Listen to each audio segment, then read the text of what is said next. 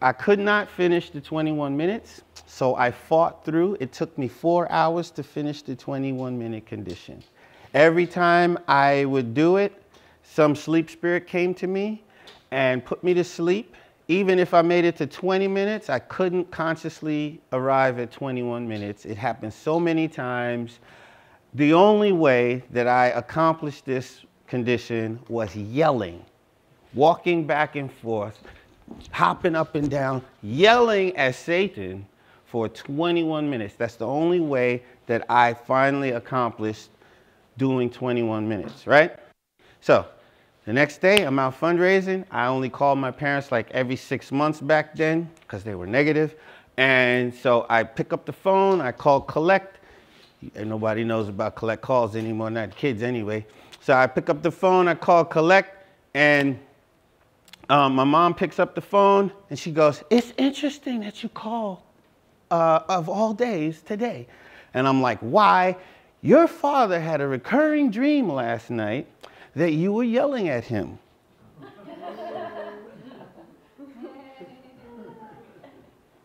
Okay? And so he would walk down the hall to your room, and he had to make this left turn into my room, and he'd start talking to you, and you were on the bed, and you guys were yelling at each other, and he couldn't out yell you, and so he would quit, and he'd come back to the room and start beating up on me. And then he woke up, and then he'd, shrug it off, go back to sleep, and have the exact same dream again. He had it like 3 or 4 times last night.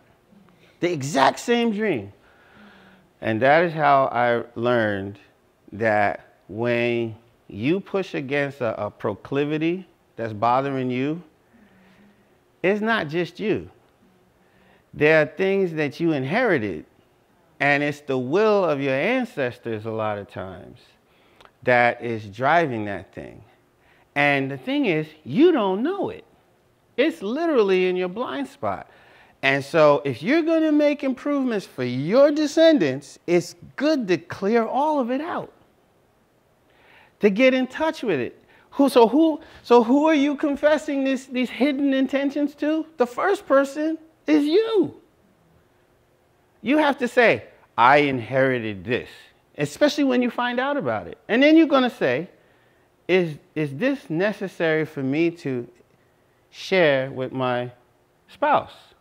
Because if it's something that, let's say you overcame it, you're dominating it already, it's just one of those ancestors that had to get it off their chest, and you found out about it, I don't know, maybe you make that decision. Yeah, I think it's about the stakeholders, okay? Your children, if it's not going to affect them, why bother? I mean, that's just, I'm not going to make a headache for other people.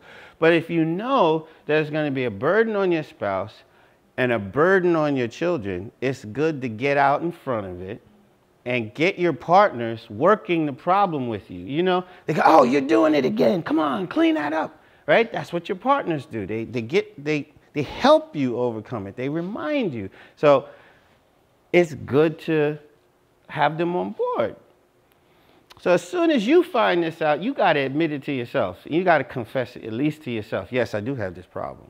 Yes, I did inherit that. Yes, I am just like this entire race of people. Like, one of the things I've had to confess as a black man, black people's, especially on the East Coast, or American blacks, seem to be very interested in casual sex as a pastime. I mean, our teen pregnancy rate is up there. I mean, it's the highest. Out of wedlock birth rate is the highest. So the whole narrative about what sex is that I inherited, I have to admit it. It's not like everybody's inheriting the same narrative. I have to admit it. Well, it doesn't make black people look good. You're betraying your own people. You're talking bad about your own people. I don't care what you say about me betraying my own people. I'm telling the truth about what I inherited, because I have to tell my kids why their grandfather behaves like that, why their uncle behaves like that, why the other uncle behaves like that, why the other, right? That I have to help them make sense of behavior that they're going to see. So that's why it's important for me to admit it confess to myself, I inherited this type of proclivity. Okay? So who said honesty in the beginning? Yeah, it's all about the benefits of being honest. Okay? Yeah, and uncovering those, what, oh, okay. Yeah, ulterior motives. Okay, so here, come on. All right, this is Father's words about lineage and this blind spot, okay? Who would like to read? Well, we can all read together. Let's all read it. Well, the whole thing, really? Well, okay. All right. Well, it's pretty interesting. It's all about this blind spot, so let's read together. Do you feel your eyes blinking? Try counting the blinks for 3 hours. Do you count the number of breaths you take every day? Touch the left side of your chest with your right hand. Do you feel something beating? You can feel the beating of your heart. How many times a day do you hear the sound of your heart beating? Through a stethoscope, your heartbeat sounds like the explosion of a bomb. But when we're busy, we go for weeks and months without feeling that. Think about it. We immediately feel a small fly sitting on our head, but cannot feel our heart beating, even when the sound of it is 100 times greater than the lighting of a fly. It is because we are one with our own body. You may think it rude if I share this with you, but I would like to give you an example. You use the bathroom each morning. When you defecate, do you wear a gas mask? This is not a laughing matter, but a serious one. If you are near someone else defecating, you will quickly move a good distance away. But when you smell your own feces, you do not even notice it. This is because that fecal matter is one with your body. Therefore, you do not feel that it is dirty. Okay, stop there. Later down here, you'll see that he's talking about lineage. Where is it? Love, life, and lineage, right there. In the same way, we have love, life, and lineage, and conscience. In other words, you inherited conscience. Father said there's a Japanese conscience. There's a Korean conscience, right? So it's a sense of right and wrong. It's a sense of public service that's different in your culture. You inherit, and because it's all you've ever known, you don't distinguish it. You think it's reality.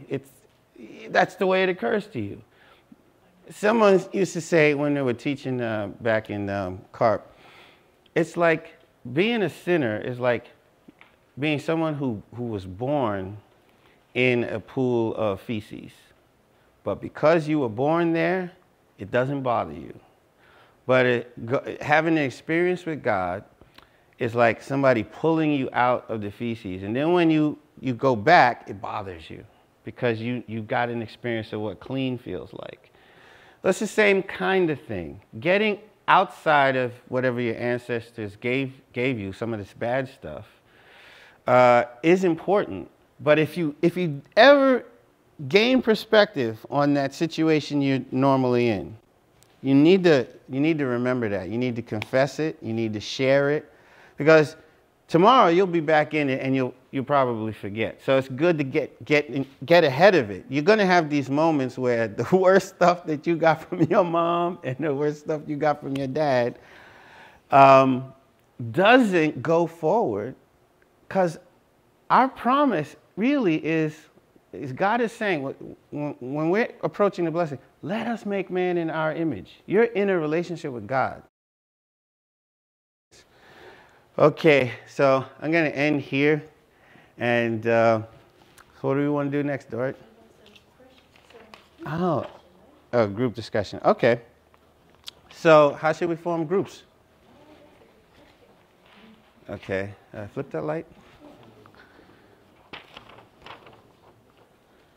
All right, so here's where it really gets interesting. So we're going to form groups. How about these three and these three? Christine and Jim Stevens and Ms. Brunhofer. And these three, okay?